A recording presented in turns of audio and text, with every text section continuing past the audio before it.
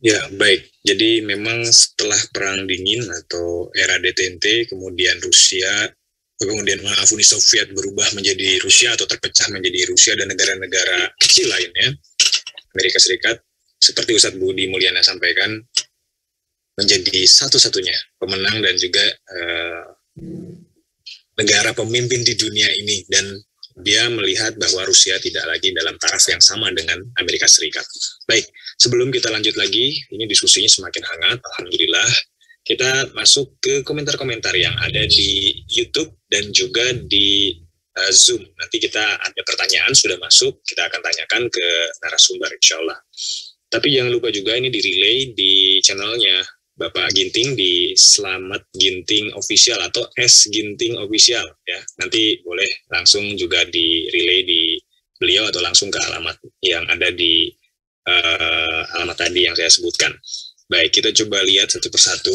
Ini ada beberapa macam masyarakat yang hadir dari beberapa kota yang ada di Indonesia. Dari Depok ada, dari Ponorogo ada, dari Sumbar, Tanah Datar, insya Allah. Kemudian dari Tangsel, Bandung, Ranca Ekek, Sidoarjo, Masya Allah, banyak sekali nih masyarakat yang ada. Bondowoso pun hadir, Tanjung Pinang, Masya Allah, Sepatan juga hadir, Tuban juga hadir, Masya Allah.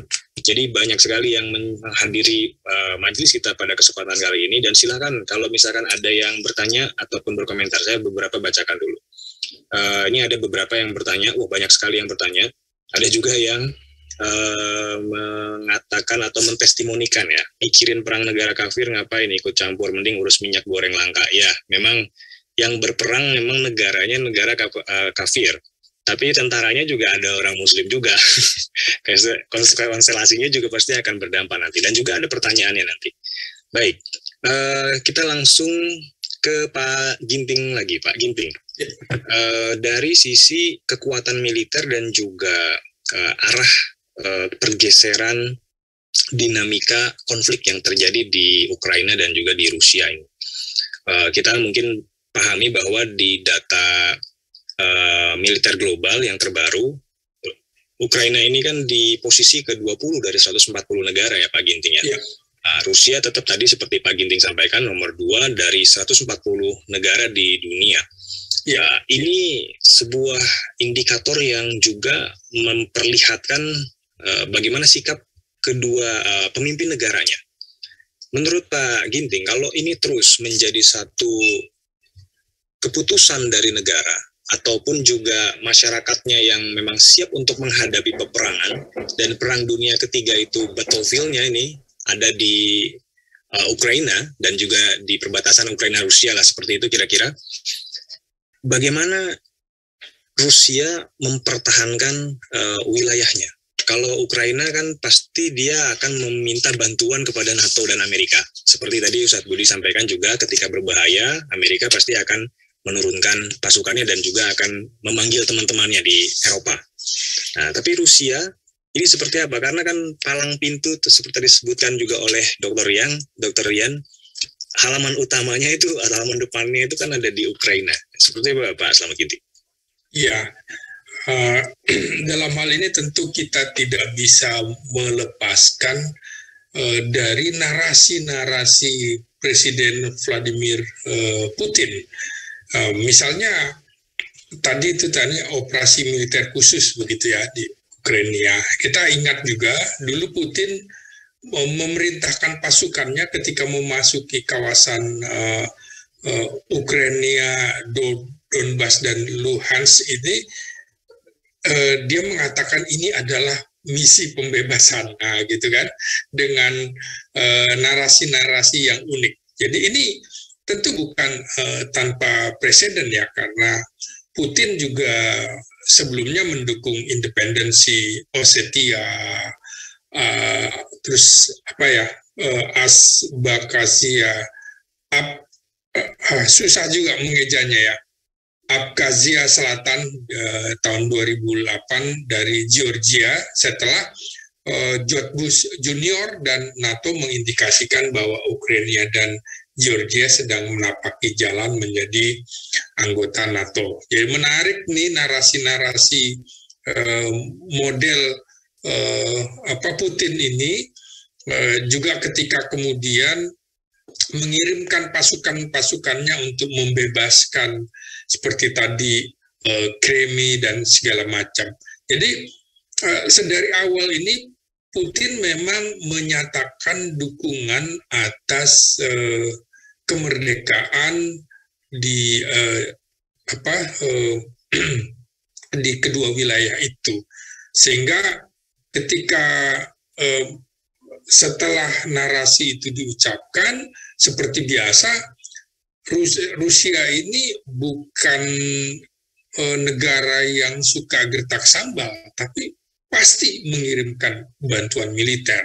Jadi pasukan Rusia juga seperti kita ketahui memukul mundur pasukan Georgia dan juga menduduki ibu kotanya, ibu kota Abkhazia Selatan. Lalu kita lihat lagi bagaimana gerakan pasukan Rusia itu menyerbu ibu kota Georgia, lalu kemudian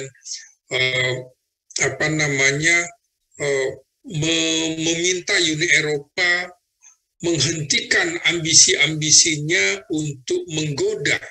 Ini kan untuk menggoda negara-negara buffernya Rusia untuk masuk. Ya tentu seperti saya kemukakan tadi, janji-janji surga dalam tanda petik ekonomi akan lebih baik itu tentu mendorong negara-negara Eropa Timur untuk juga bergabung dengan Uni Eropa.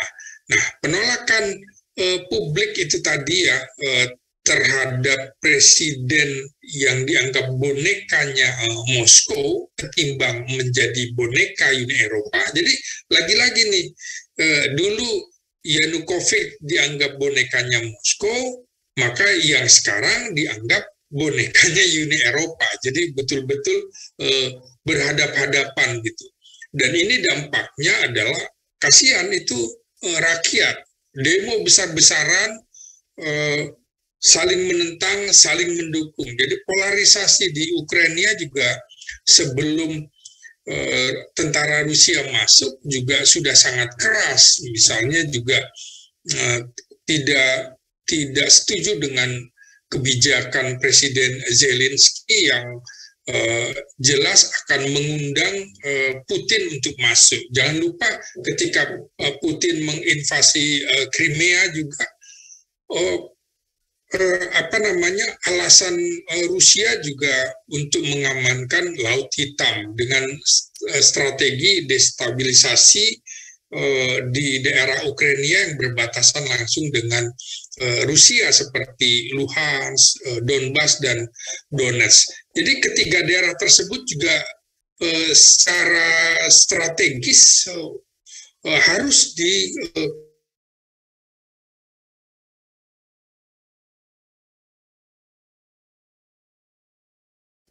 Ya, mungkin ini terkendala koneksi, Pak Slamet Ginting.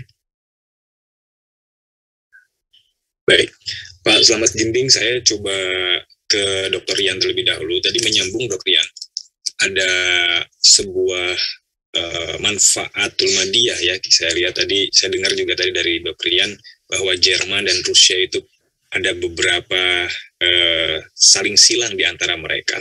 Bagaimana Dr. Rian melihat ini? Apakah ini akan menjadi sebuah alasan yang kuat bagi Rusia dengan Jerman untuk saling membantu, saling bahu-membahu, atau negosiasi di antara negara-negara yang di NATO, istilahnya lobby-lobby politik di belakang, atau seperti apa, Dok Rian?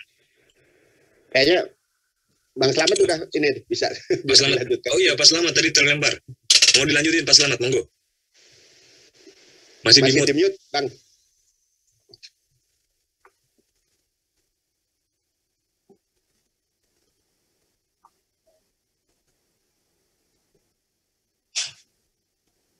Oke, siap. Silakan, Pak Slamet. Ya. Jadi setiap negara itu memerlukan buffer zone. Ya, jadi seperti misalnya bagi Amerika dan juga Barat, kenapa mendukung kedaulatan Israel misalnya, kemudian juga mengabaikan masa depan kedaulatan Palestina karena Israel dianggap sebagai buffer zone-nya. Jadi Palestina bagi Israel adalah buffer zone juga terhadap potensi ancaman dari dunia Arab, sehingga Israel berusaha misalnya tidak akan melepaskan begitu saja Palestina. Begitu juga dengan Kashmir, Arunachal Pradesh dan Tibet maupun Korea Utara bagi Cina misalnya. Jadi semua negara membutuhkan buffer zone. Kashmir menjadi buffer zone yang akan menghentikan atau setidaknya memperlambat gerakan militer India ke tanah Pakistan jika negara tersebut bersitegang. Itu kira-kira analogi mengapa Rusia membutuhkan Ukraina, seperti juga buffer zone yang dimiliki Cina dan India di Asia. Nah, sementara juga Korea Utara kan dulu awalnya menjadi tameng Moskow untuk menghadapi Amerika yang menguasai Korea Selatan. Tapi sekarang kan posisi Rusia digantikan oleh Cina ya, karena mengingat Korea Utara juga berbatasan langsung dengan Cina. Nah, ini kondisi buffer zone ini harus dipahami oleh orang yang mengkaji hubungan internasional, karena itu tadi misalnya termasuk di kawasan laut ya, misalnya di Pasifik, Laut Cina Selatan. Kita tahu kan sekarang menjadi titik panas, termasuk mengapa Indonesia akhirnya nekat membeli peralatan militernya, karena sudah menjadi titik panas di Laut Cina Selatan. Belum lagi juga seperti tadi Dr. Rian kemukakan, Laut Cina Timur, termasuk Taiwan, ini kan juga jadi titik panas, bisa terjadi, bisa menginspirasi Cina juga untuk mencaplok Taiwan dalam kondisi yang tidak lama melihat bagaimana reaksi Amerika terhadap Ukraina. Jadi itu tadi cikal bakal Perang Dunia Ketiga terbuka dari kasus ini. Kira-kira seperti itu, mengapa harus ada buffer zone, dan ini logika-logika yang harus dipahami dalam mempertahankan kedaulatan sebuah negara. Jadi memang dalam kasus Ukraina ini harus ada pertemuan, lagi-lagi diplomasi antara Amerika dengan Rusia sebagai negara besar yang akan menentukan kepastian jaminan keamanan dari pihak-pihak tertentu, apakah kehadiran Rusia ini akan segera selesai atau akan terus menjadi jangka panjang. Saya pikir itu yang bisa saya ulas berdasarkan logika otomatis pengamanan buffer zone sebuah negara. Begitu Kang Arya.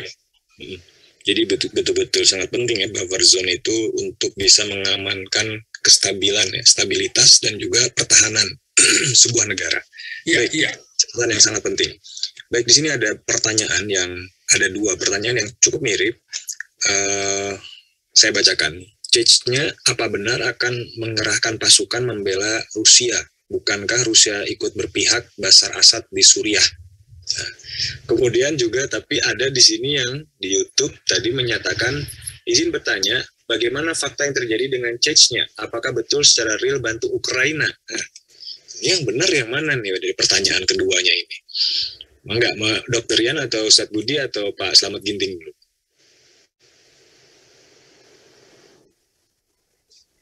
Silakan Dr. Rian. Ya, kalau dilihat dari sisi tadi ya, fakta bahwa memang ada problem sebenarnya di internal chatnya sendiri. Saya melihat di sini memang problemnya kan tadi ada banyak silang ya. Tadi kita melihat bahwa rezim yang ada di chatnya hari ini itu kan sebenarnya tadi seperti yang dibilang kalau di Ukraina itu apakah pro Barat atau pro Rusia, dua-duanya pro kepada kekuatan asing lah, katakanlah begitu. Jadi tidak ada kemandirian atau kedaulatan begitu. Nah, di CEZ-nya juga sama. Sebenarnya kalau kita tahu dulu kan CEZ-nya ini kan juga punya sejarah konflik ya dengan Rusia, dan kita tahu bahwa yang rezim yang sekarang ini itu memang pro Rusia. Sementara yang informasi yang kita ikuti kemarin itu kan kalau pemimpin ya CEZ-nya yang sekarang ini Kadyrov ya itu kemudian akan melakukan dukungan ya untuk mendukung Rusia tadi, itu tentu kan tidak ada yang gratis ya, karena memang selama ini dia juga sudah dilibatkan di Suriah begitu. Jadi sebenarnya kita bisa melihat bahwa sesungguhnya rezim pro yang ada di CEZ-nya ini juga sebenarnya walaupun Muslim ya, tetapi secara politik dia itu pro ya kepada Rusia begitu. Sehingga dari sini kita bisa melihat konstelasi ini membuka kemungkinan tadi ada sebagian daripada faksi ya yang ada di CEZ-nya yang kemudian tidak pro ke Rusia, itu yang berusaha untuk kemudian juga menggalang kekuatan. Nah, ini yang saya kira nanti yang akan mesti dianalisis. Kenapa? Kalau dalam pandangan saya tetap saja dalam konteks strategis ini sangat merugikan umat Islam itu sendiri, karena umat Islam dalam konteks CEZ-nya sendiri terbelah.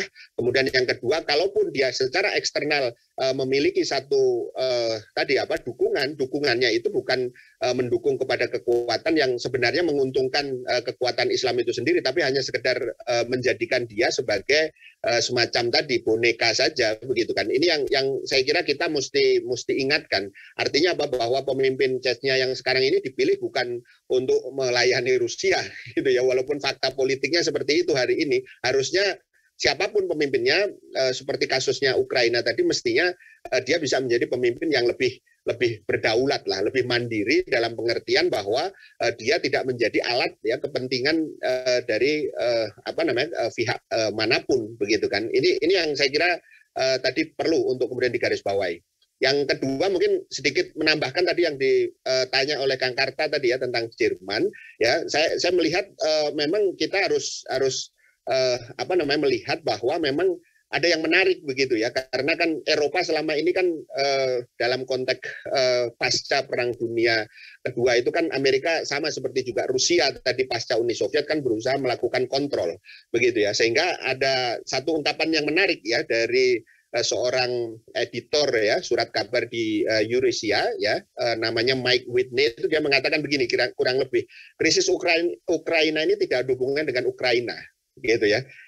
Ini tentang Jerman gitu ya, dan khususnya ya terkait dengan jalur pipa ya Nord Stream ya yang kedua yang menghubungkan Jerman dengan Rusia gitu ya, dan dalam konteks yang lain menurut Josh Friedman ya CEO dari Stanford, dia itu mengatakan bahwa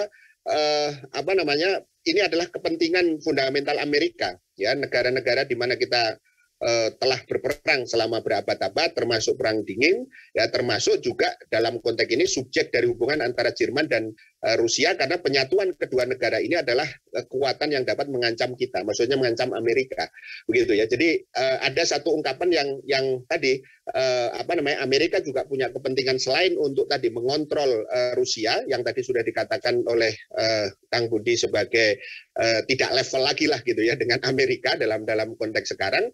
Maka dalam konteks Eropa pun Amerika tetap berusaha mengontrol agar kemudian tidak ada kekuatan yang akan bisa menyaingi Amerika dalam konteks ini, baik itu Inggris sudah jelas gitu ya, selama ini juga sudah